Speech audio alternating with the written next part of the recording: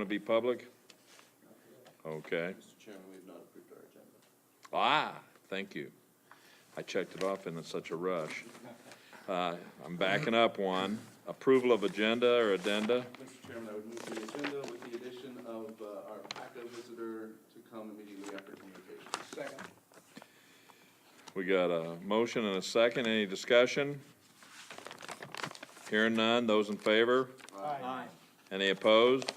Motion passes. Now, back to public participation, since already asked. I guess I'll skip right through that, seeing none. Communications. Anybody have any communications? Ms. Busey, did you have any? I guess I would just restate for all of you that are chipping in for the big party, Alan will be leaving. I guess nobody's chipping in. But we will miss him, or I will, and I wish him the very best. Are you going to stay in the area? Yes, I am. Well, good for you. So, with that, Stay in the area part of the time. Part of the time. you can go to Josh's garden and help yourself, I said so. Moving on to Elias, the PACA presentation, and if you would identify yourself and,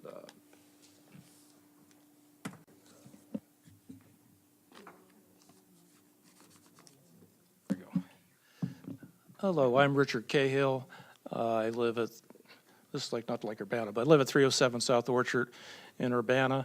I've lived in Urbana for almost 40 years. Over the time, I've been active in Urbana Historic Preservation Commission. I've been the past president of the PACA, serving a number of terms, and I just rejoined the PACA board. Some people may have seen me on the newspaper last Tuesday. And I just have a few points I like to make and then answer questions. The U of I situation, as you read the next day, was trying to redevelop ties between the U of I and PACA. Well, I don't think we have that problem with the Champaign County Board. Alan, I remember you from years, about 12 years ago or so. We worked closely together on a couple projects, and we also worked with on the old youth detention center that was torn down. I'd like to read a little bit from a PACA newsletter. The first major salvage operation of the year 2000 was a sheriff's residence jail adjacent to the Champaign County Courthouse. The building was demolished along with the modern annexes to the courthouse to make way for construction of the new county courthouse addition. In one day, 9 volunteers saved 80% of the interior trim, 2 sets of oak pocket doors, the oak entry doors, and 14 interior doors. There was also material stored in the crawl spaces under the old courthouse, having been saved from past remodeling projects. The materials had to be removed for the new court addition and was not needed for the planned renovation of the historic courthouse. Bill Fryman, Denny Inman, Alan Reinhardt, and Larry Johnson were instrumental in these 2 very successful operations. And I would add, at the last minute, I got a call and said, would you please have, because it was still connected to a active courthouse, we need a social security number, driver license numbers of all the volunteers that are going to participate. I was able to get them all put together, and there we were. So to think that we're going in, there are pry bars, hammers, and everything next to an active courthouse shows that indeed we can cooperate with the county, and particularly Allen. PACA has been doing this for over 30 years. We've been in schools, hospitals, churches, et cetera, et cetera. Anything that can be restored, reused, saved from the demolition debris stream, I think is a win-win situation for everybody. We do carry $1 million liability insurance that we can provide to the county. I have the disadvantage of not actually seeing what this project is going to be. I don't know how much is over there, but PACA would be glad to work with you. The sooner we can have a walkthrough to see what's going on, the better. We've worked in the past with demolition contractors very successfully. We're all in it really together. Demolition contractor bid includes saving materials from the landfill, that's fine. But I think our main goal is to divert as much as possible and as much reuse as possible. I don't know if there's any questions or concerns about working with PACA. I'd like to try to, I have one, if you don't mind. I heard you carry a general liability. yes. Okay. I guess I was the one that raised the question, when I've done some contracts and I've had OSHA involved in one, when people are on our property, and if we can't show that they're subcontractors or the main contractors, there was some liability if someone got hurt. We could be possibly sued for unemployment insurance and what have you. Are you aware of that, or do you note that, or? Well, we have general liability, and there was a serious accident down at Tolona Schools that ended up in a lawsuit number of years ago. So it's it's not a workman comp thing, but a policeman fell. Not seeing the site, I'm not sure what the risk would be. I mean, clearly, we're not going to take out objects that could hurt somebody. So I guess we'd have to talk to country companies and read the fine print. I'm not a lawyer and or attorney. I'm not sure what. Well, that's, it's always a concern because of something like you said, that police officer, and I know a gentleman that I knew that worked at Kraft, and he was helping someone move a freezer and got hurt, and he was off, and the homeowner's insurance had to kick in, and that's my concern, because we're mixing over here with glass, Right. bricks, and there's other issues in there that when you have some other issues that EPA or that have regulation on, I don't know if I would say volunteers should be in there. Well, they're considered technically, I guess, employee of PACA, which is not for profit kind of company for that matter.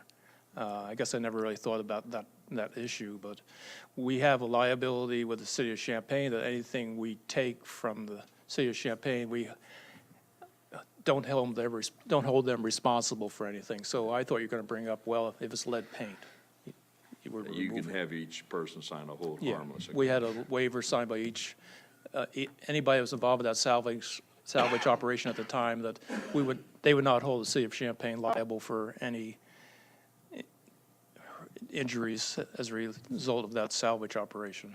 Okay, and you said you haven't looked at this potential job site? No. So you have no idea if there's anything that may be salvageable or No, not? I have not had a chance. Okay. I just heard about this a week or so ago, and there might still be people in there as far as I know. I'm not sure what the timeline is. Okay. Well, Alan might be able to answer that, but Mr. Quisenberry has some questions.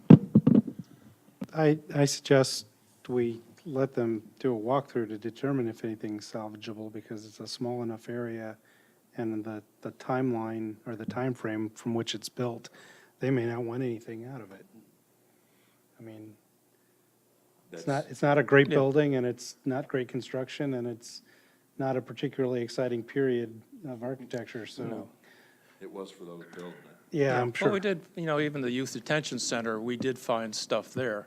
There wasn't a lot, but light fixtures and, plumbing fixtures, you never know. I don't think there's been a building I've ever been in, we didn't find something that we could have saved. Might not be a lot. It's not going to be the sheriff's residence for sure, but it might be some, I don't know what trim or, Let's not worry about that until Yeah, you you walk actually, through. somebody's taking a look at it.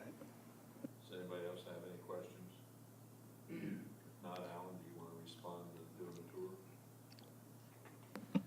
Well, certainly. I would like to add that I've had a very good relationship working with PACA over the last 15 years or so. 15 at least, yeah. At least. And they have always completed whatever they said they were going to do on time, when we had a timeline. And as far as setting up a tour, that could be real easy. Almost at any time at your convenience would work. But keep in mind, our tenants do still have some stuff stored in there that we just have to walk around and stuff. Right, And it's that's fine. pretty nasty, ugly right now. So, Yeah, we were at the Garwood home just before that went down, and that wasn't a very pretty sight. And so we were, I'll get a hold of you, Alan. I can still find you. okay, that'd be fine. Thank you very much. Any other questions? Thank you for your time, sir. Thank you.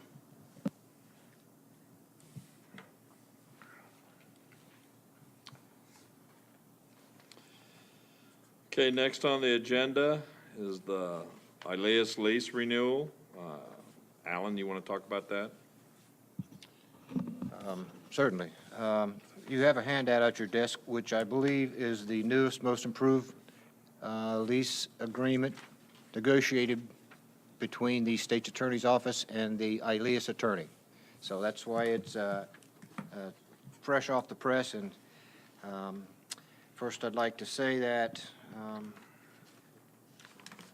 Deb and I met with Jim Page and some of his people, and we worked out an agreement, and we negotiated from $5 a square foot, basically, to $5.25 a square foot, which is, what brings it comparable to what RPC is now paying.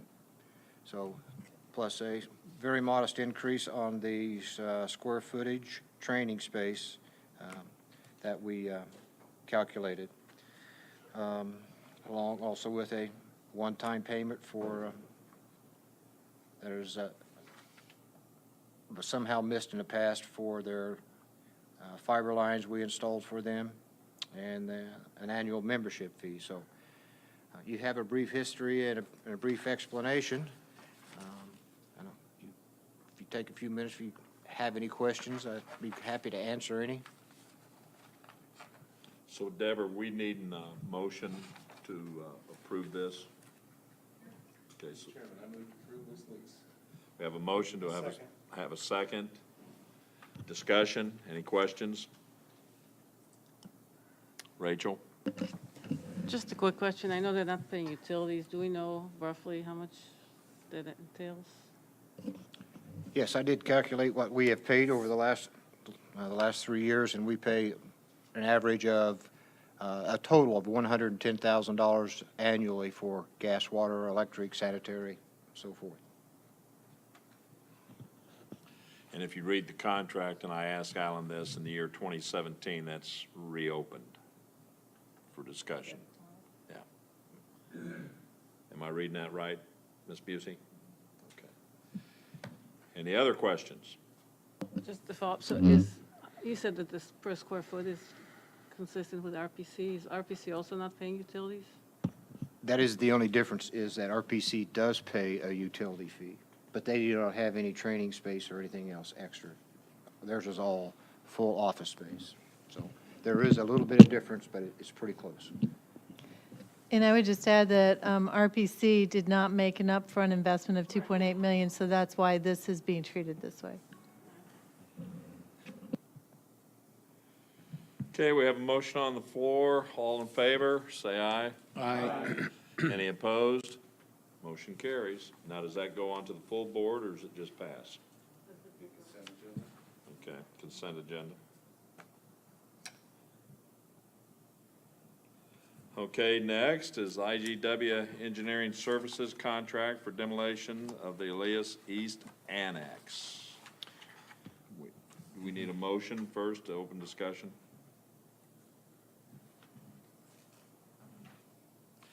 I'll make the motion to enter into a contract with IGW Engineering for the demolition of the Elias East Annex. Have a motion and a second. Discussion. Gary? Just an observation. Looking at the percentages, if we end up on the low side of the contract, we're looking at a engineering percent in excess of 20%. And if we go to the high side of the contract, as far as the construction phase, we're looking at somewhere a little over 16%. Thank you. Any other questions? Alan, did you want to say anything about this?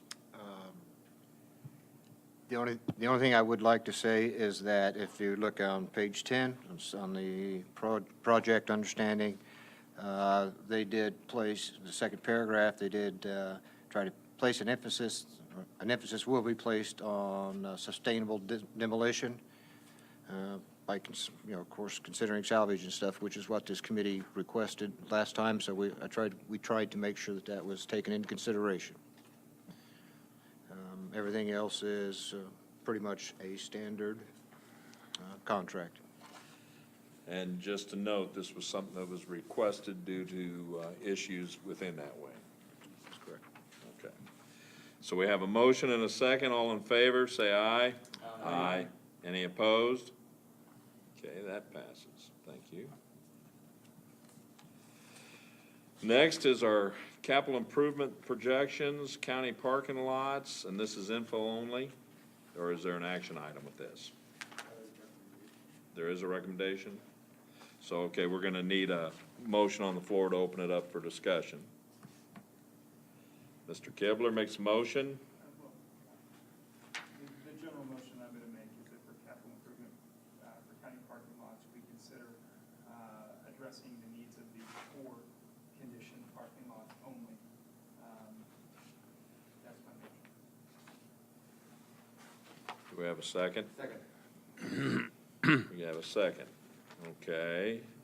So are you gonna handle this, Kurt? You're gonna give us a little update, or? Kirk, please.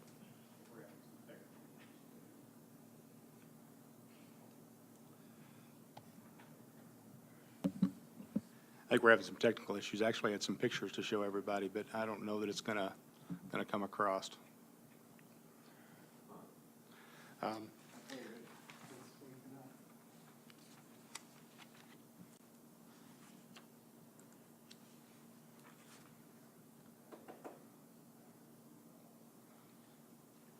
We can always wing it without, but it's so much more fun with the pictures. Reboot this one? Okay. I mean, can I ask Jeff, when you're talking about the poor, okay, so there are two recommendations which add up to less than what I look at the table, what's tagged as poor is a lot more than this. So which one exactly were you talking about? From a recommendation standpoint, I was actually looking at all three of the poor, which is slightly off from the recommendations, but I would be happy to discuss going with the recommendations instead.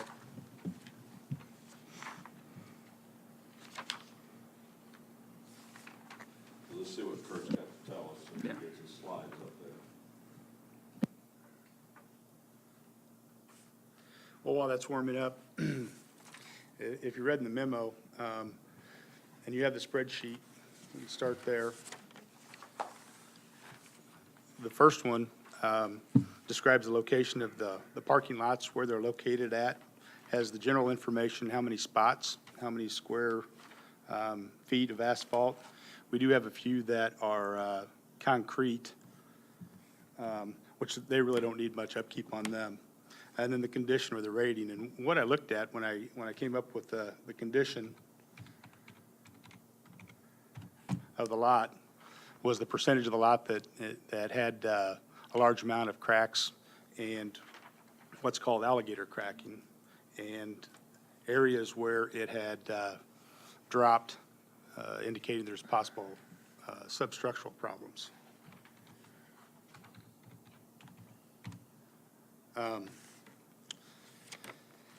Also in your handout, there should be a couple maps that have the one for the west campus, one for the east campus, with designations that match the spreadsheet that show you about where each parking lot's at.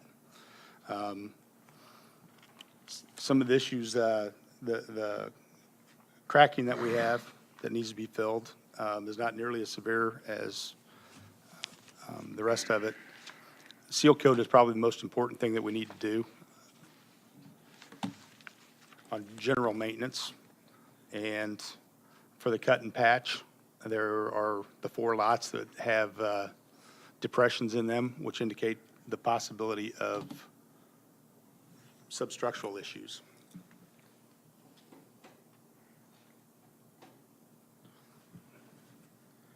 Let's try this. Kurt, while that's warming up, I got a few questions. When were some of these lots, do you have any idea when they were last done? How many years ago? No. Alan, can you answer any of that?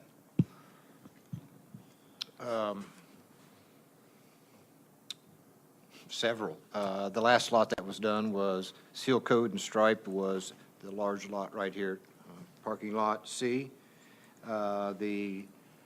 We've had several lots averaged 2 to 3 a year restriped, but we just did not have enough funds to seal coat and stripe and cut and patch as required. So in the past, it's been at least 7 years since we've had any real maintenance done on any lots. The last time was sealed was, 5 years ago, we did reseal, crack seal, recoat, and restripe the courthouse. But this last year, we had it restriped. We did not have the funds to crack fill and seal coat. Correct me if I'm wrong, my understanding, because I've done some seal coating bids and that, you generally on a 3 to 5 year basis, I think is when they should be done because of the water getting into the joints and the cracks and causing more. And I noticed out here, the reason I asked about it was because we have a lot of weeds Yep. and other material growing up, and that just weakens the whole thing. And the indents that you're having problems with, I would imagine that's some soil erosion or some water seeping in and As causing the water that gets down the indentation. 'cause cracks, it's got to go weakened, right. someplace, it tends to wash away the substructure. I don't think we're getting very far with this end of this. Anyhow, in identifying the problems with the parking lots, 4 of the parking lots have pretty good areas that need to be cut and patched. 2 of them here, just north of this building. The north lot, which is designated as Lot C, I believe, and Lot D, which is the northeast lot. The northeast lot is probably the most severe of the 4 that we have issues with, mainly because of the amount of traffic that is, and the amount of people that use that on a daily basis. Actually, the lot at Jiffy Oil Change has a pretty good size depression in it. The thing is, that's mostly employees. It's not used nearly as much and it doesn't get nearly as much traffic. And I really think we could probably just do some cold patch to kind of take care of that for now. My biggest concern about the parking lot, the northeast parking lot right out here, is there's an area right as you leave the parking area that has several potholes. It started to disintegrate. And if we don't get at least some patch material in there and get some of the larger cracks filled, my concern is this winter, we're going to end up with having a much larger problem. The biggest thing you tend to run into is once the water starts getting into the structure, it seeps down through the substructure, starts washing out what's underneath, and then you have to dig up, which is a much larger project. The city of Urbana just did some of their lots. The Civic Center was one of them. It was $5 a square foot to mill that out and recoat. I believe they used a 3-inch overlay. It's a real nice job, but to do this northeast lot at $5 a square foot is around $165,000. And the reason it got to that point was because some of the regular maintenance wasn't done. They started having substructural problems, and that's what we're trying to avoid. So. I guess I would just say that I've had some work done where they've had to mill it too, but that's one thing when I took this position and got on as chair is I always look at, we need to have a preventive maintenance program to where we are doing these things and keeping up, because in the long run, it saves us money. Absolutely. And, we need to really watch that as far as the painting. And one thing that I was always taught early on in life, and I think it still holds true today, is when you look at buildings or where you're going to conduct business, it's your curb appeal that really catches people's attention. Gary? Thank you. Seal coat, tell me what you do. Basically, a seal coat's a new roof, and that's what you're trying to achieve. But what are you using in the way of seal coat? You're not using chip and seal, are you? No, it's a spray-on petroleum product. It really doesn't do much to let me back up. It doesn't add strength to the lot. Once the sun's kind of beat it and oxidize the surface, it's pretty much brittle. And so what you're doing is the seal coat kind of fills in all the minute cracks, but it also tends to protect it from getting any worse. Thank you. Thank you for coming. What's of the 2 recommendations, one of them addressed the northeast lot, and the other one addressed one of the 2 lots up north here, and then another Yeah. location. Why not ask for a third recommendation of doing all the poor lots that you've indicated? I suppose that would have been an option. The only thing I worried about is, we just went through budget meetings and budget requisitions, and my budget for the next year is, I've asked for quite a bit. And we put out quite a bit of money. Plus, we just asked for over $800,000 for the capital improvements for roof and equipment. And I'd love to get them all done at once, but the thing is, I'd like to get at least some of it done. And so I suppose maybe I should have asked for it all at once, but I just thought I'd have a better chance of getting this one fixed. Plus, it could be done without, this one lot could be done without a bid process, to where if we threw them all together, we might run into having to do a bid, I believe. Is that correct? So, If I could just add to that too, part of the reason for the first recommendation is that the recommendation is that we could get that done yet this fiscal year, this year, and we can't do them all this year, so that's why it was split into two recommendations. There is $15,000 left in the contingent line, I believe, that's already appropriated but requires a 2/3 vote of the board to move the money. So that's why that recommendation says that you would be transferring rather than appropriating from the fund balance. And again, I think that's right, that there's either 10 or 15 left in that line item. So that's why recommendation one is sort of separated, and that was considered to be the most crucial lot to deal with at this point. And then asks that the rest of it be considered for fiscal 14. And in spite of the fact that, if it becomes a recommendation from facilities, it will go to the finance decision-making process. There's no guarantees it will be but the whole board will make that decision at that point. So in the budget that we saw last week, was recommendation 2 part of that budget, or is it going to be coming up later? Okay. If you decide tonight, it would be added as additional information and decision-making at the finance meeting when those decisions will be made. Okay, thank you. Rachel? Just to clarify, these two together add up to 47,000. So which lots are we looking at? I think it's more than those 3 lots that have poor. there's a total of 4 lots.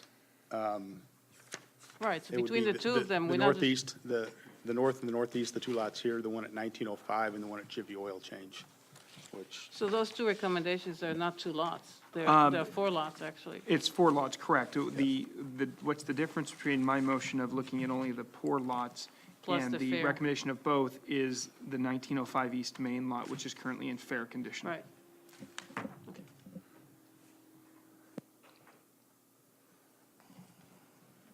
Any particular reason why of the fair condition ones, that's the one that was plucked out as the 4th one? it actually has a pretty good size beginning of a pothole, right as you come off of Main Street. But the rest of the parking lot is in pretty decent shape. I kind of looked at percentages. Out here, there's probably about 15 or 20% that needs to be repaired. That's why it kind of moved down to the top of the list, to where it's a much smaller area and it's a much smaller percentage of the parking lot.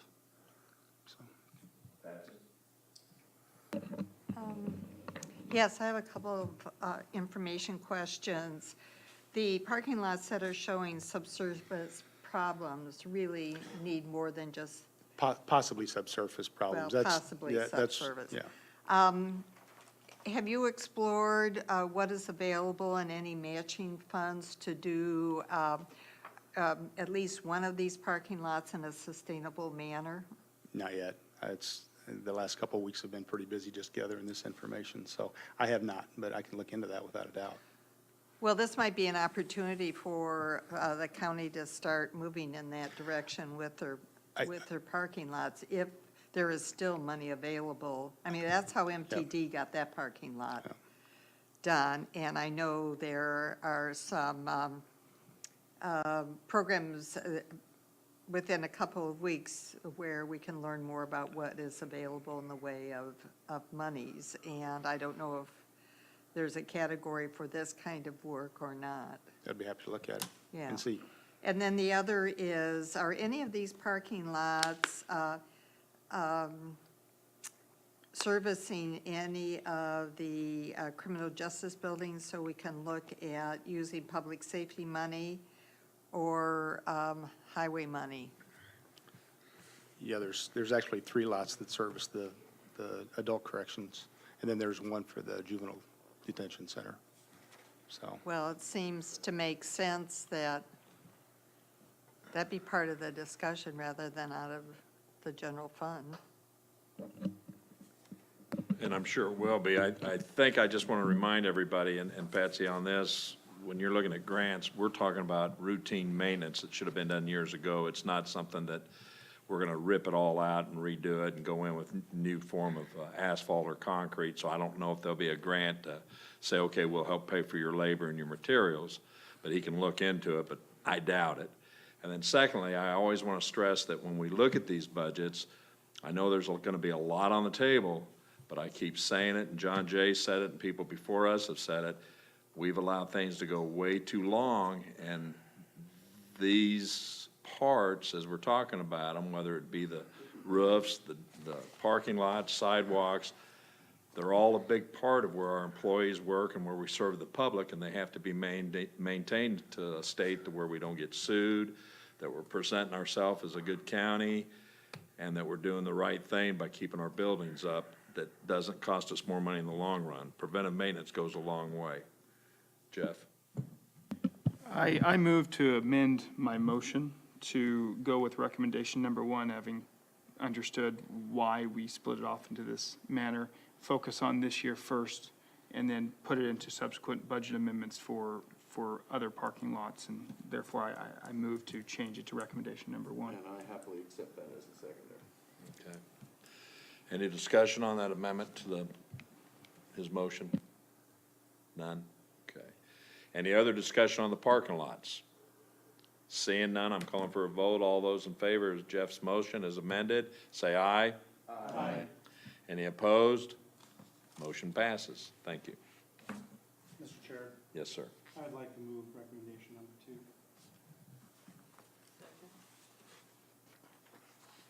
I have a motion and a second. Any discussion? Yeah, I appreciate the adjustment to the first one because that's what we need to do this year. I see the second recommendation as something that we should also do because we are in the budget process and all things should be put on the table that needs to be done. It doesn't mean that we're going to choose to do this, but I think we should be responsible and put this out there as an item that has a high need. And if it doesn't make it through, then it doesn't make it through. Any discussion? All those in favor of the motion say aye. Aye. Any opposed? Motion passes. Good to see this getting done. Next is any other business? From my committee first. Anybody have any business? Then I'll notice you, Patsy. I have an information question on the contract for the demolition. That's a fairly expensive contract, and why was it not put out for bid? it is below the bidding threshold to the county's purchasing policy according to the rules, and the committee gave us direction and approval last month to go ahead and negotiate the scope of services for this. It's also subject to QBS, which is not a bidding process. It's architectural engineering. Well, did it go through the QBS?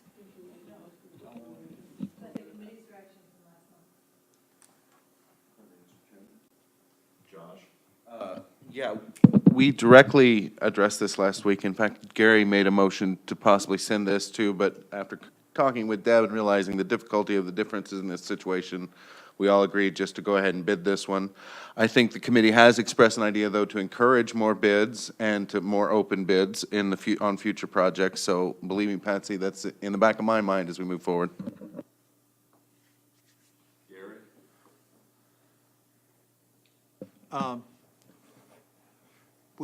We did run into some time constraints and felt that this was the best way to go at this point in time, rather than go to a lengthy QBS process. But after the first of the year, I hope that we can issue a general, maybe 2 or 3 generals, maybe like for a mechanical, electrical, MEP, and maybe a general engineering firm and also hopefully maybe a structural engineering firm. And that will give us some time to put this thing together, and then we'd have people on board for maybe a period of 3 years and just rotate through a list. Patsy? Thank you, Gary. I do want to remind everybody, when I came back from a conference, I mentioned to the last board that I was told from somebody at CMS that the county could easily use all the approved people on their list, and they told me that we could also use the approved people on the University of Illinois list. So I'm not sure why we aren't taking advantage of those options for us. Okay, no other business? Chair's report. Really don't have anything to note unless there's something I'm forgetting, Ms. Busey, that we discussed. Sometimes my mind wanders after a good long 3 days and mowing grass. I do want to reiterate that I'm going to be sad to see Alan go. I think that once we get a new person on board, that we'll be able to restructure how we want things to look with the board's approval, and we'll move forward from there. But I just wish Alan the best in whatever he does. That's my report. And the next thing is I want to note that we'll have a special meeting prior to our full board on 9/19/13 at 6:30. And then now we got, are we going to do this semi-annual review of closed session minutes? I didn't see any, so. You haven't had any additional closed sessions since the last semi-annual review, and there's no change in the recommendation as to what should remain closed. So you could simply move to maintain the closed session minutes as closed. Move to maintain the current closed session minutes as closed. Second. Any discussion? Hearing none, those in favor? Aye. Any opposed? Motion passes. Okay, and then we have the designation of items to be placed on the consent agenda, and that's number 7, number 8, and the first recommendation, the second recommendation, and number 9. Correct? That's it. I declare this, oops, can I have a motion to adjourn? Second? Okay, we're closed.